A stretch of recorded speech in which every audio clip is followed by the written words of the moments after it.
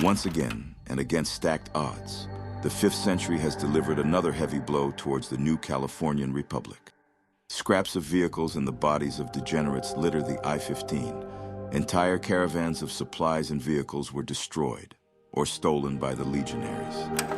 Kaisar, healed with the looted autodoc from the OSI's caravan, awakened from his coma.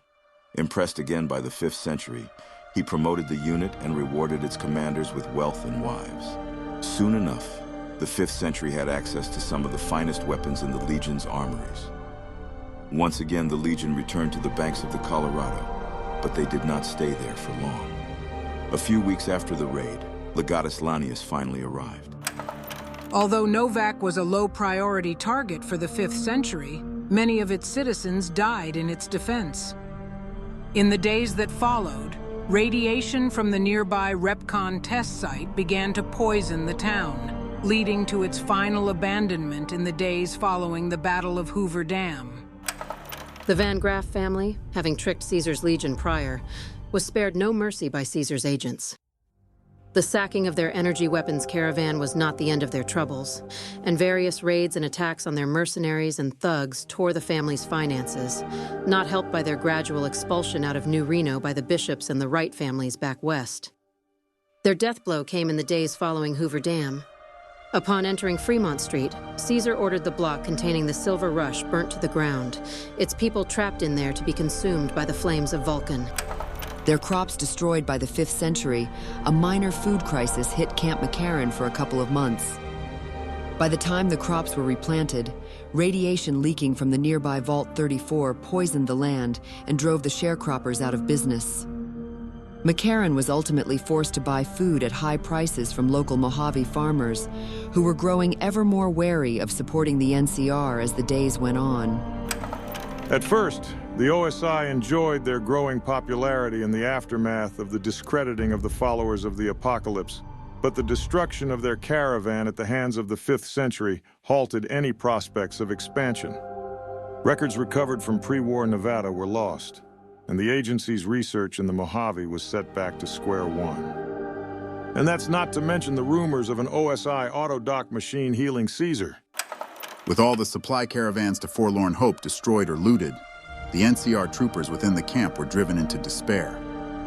Towards the end, the camp was marred by mass desertions, suicides, and chem abuse, despite the best efforts of Courier 6.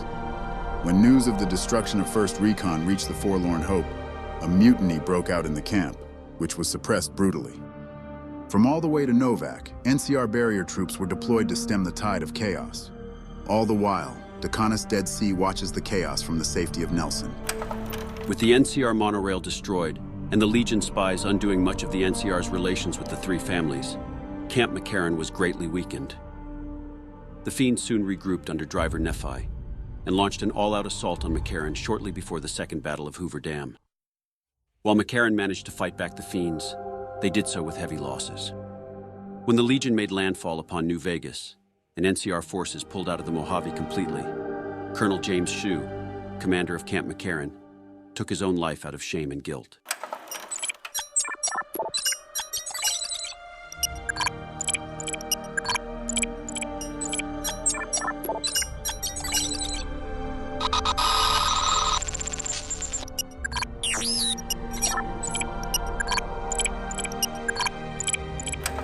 The NCR Rangers, again defeated by the lowest legionaries, were forced back, unable to help their comrades in arms against the Legion's onslaught.